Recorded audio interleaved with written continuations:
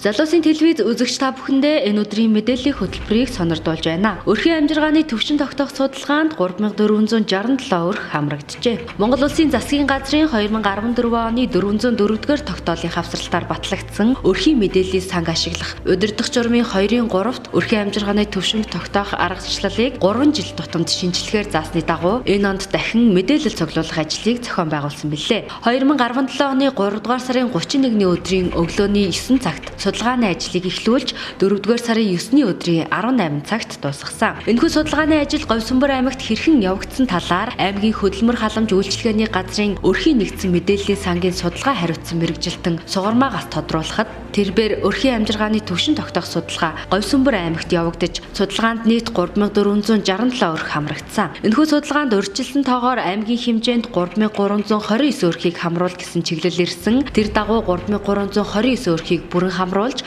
өнөөдрийн байдлаар 3467 өрх хамрагдчихад байна. 99.8% таагаар судалгааны ажил явагдаж дууссан. Мөн манайд 4 шивгч 14 хоногийн хугацаатай ажиллаж байгаа. Ер нь аймгийн хэмжээнд 17 тоологч 6 жолоочийг гэрээгээр 10 хоног ажиллуулж судалгааны мэдээлэл цуглуулах ажлыг аймгийн хэмжээнд зохион байгуулад дуусч байгаа. Говьсөнбөр аймгийн хэмжээнд өрхийн амжиргааны төвшин тогтоох судалгаанд үндэслэгдэж тухайн өрх иргэнээс асуулгын маягтаар авсан судалгаанд үндэслэж өрхийн оноо бодогдно. Судалгаа програмд шивгдээд хөдөлмөр халамж үйлчилгээний ерөнхий газарт нэгтгэгдэж оноо нь бодогдно. 2017 оны 6 дугаар сарын дундуур гэхэд өрхийн оноо бодогдож дуусна хэмээн мэдээлэл өгсөн юм а.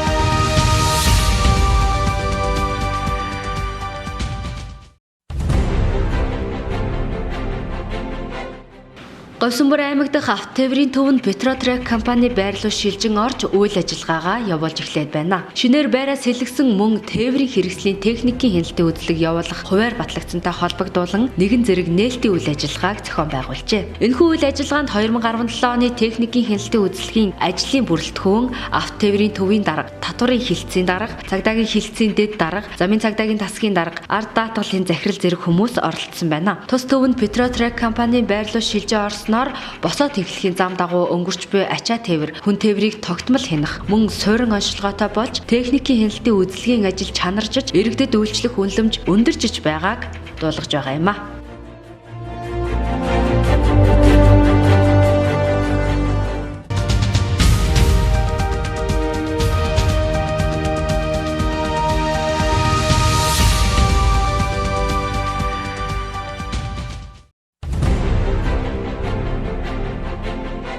Хөдөлмөрийн аюулгүй байдал эрүүл ахуйн сарын аяны нээлт боллоо. Говьсөнбөр аймгийн хөдөлмөр халамж үйлчилгээний газар Политехник коллеж хамтран хөдөлмөрийн аюулгүй байдал эрүүл ахуйн сарын аяны нээлтийн үйл ажиллагаа өнөөдөр зохион байгууллаа. Тус аяны нээлтийн үйл ажиллагаанд аймгийн засаг даргын орлогч, хөдөлмөрийн аюулгүй байдал эрүүл ахуйн салбар зөвлөлийн дарга Бэлэг Гүмбрэл, аймгийн засаг даргын тамгын газрын нийгмийн бодлогын хэлтсийн дарга Уран Цэцэг, хөдөлмөр халамж үйлчилгээний газрын дарга Ганс Өх, хөдөлмөр халамж үйлчилгээний газрын хөдөлмөр эрхлэлтийн хэлтсийн дарга Болор Туяа, аймгийн үйлдвэрчний эвлэлийн холбооны дарга Ган Төмөр, Политехник коллежийн хөдөлмөрийн аюулгүй байдал эрүүл ахуй хариуцсан багш Туяа, эрүүл мэнд нийгмийн даатгалын хэлтсийн хяналт шалгалт хариуцсан байцаагч Болормаа, аймгийн нэгдсэн эмнэлгийн эмч Бат Үлзий, Ник Хувьцаат компани Говьсөнбөр салбарын хөдөлмөрийн аюулгүй байдал хариуцсан инженер Төр Болт болон албаны бусад хүмүүс оролцсон юм а. Хөтөлбөрийн дагуу хөдөлмөрийн аюулгүй байдал эрүүл ахуйн салбар зөвлөлийн бүтэц, хөдөлмөрийн аюулгүй байдал эрүүл ахуйн сарын аяны үйл ажиллагааны төлөвлөгөөг аймгийн мэрэгжлийн хяналтын газрын хөдөлмөрийн хяналтын улсын байцаагч Хурандаа танилцуулсан бол эрүүл аюулгүй ажлын байрыг эрхэмлэгч байгууллага 2016 уралдааны мэдээллийг хөдөлмөр халамж үйлчилгээний газрын хөдөлмөр эрхлэлт хэлтсийн дарга Болор Туяа, хөдөлмөр нийгмийн зөвшлийн 3 талд улсын болон аймгийн хэлцээрийн талаар аймгийн үйлдвэрчний эвлэлийн холбооны дарга Ган Төмөр, хөдөлмөрийн аюулгүй байдал эрүүл ахуйн тухай хуульд орсон нэмэлт өөрчлөлтийн талаар Политехник коллежийн хөдөлмөрийн аюулгүй байдал эрүүл ахуй хариуцсан багш Туяа,